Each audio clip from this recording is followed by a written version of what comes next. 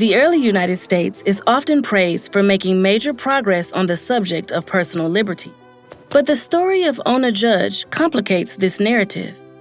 Ona was born into slavery on George Washington's plantation in April 1774. She was trained as a personal maid to George's wife, Martha. When Ona was 16, she was one of the enslaved people picked to move with the Washingtons to New York and then later to Philadelphia. These moves separated Ona from her family.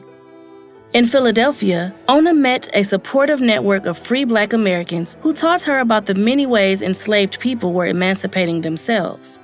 In 1796, Martha announced she was going to give Ona to her granddaughter, Eliza, as a wedding present. Eliza had a reputation for abusing enslaved people, so Ona chose to take her freedom.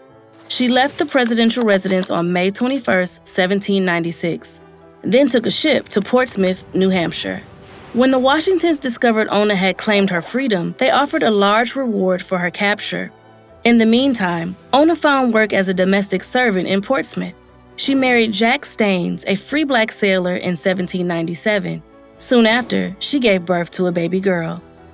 Unfortunately, Ona and her daughter were still legally considered the property of the Washingtons. Eventually, George discovered that Ona was living in Portsmouth and tried to use his presidential influence to get her returned without going through the courts. In 1799, he sent his nephew to capture her, but a sympathetic senator was able to warn her in time.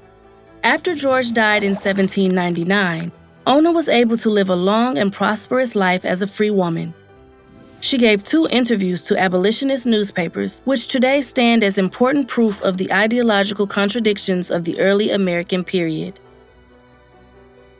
How does Ona Judge's pursuit of freedom complicate the story of the early United States?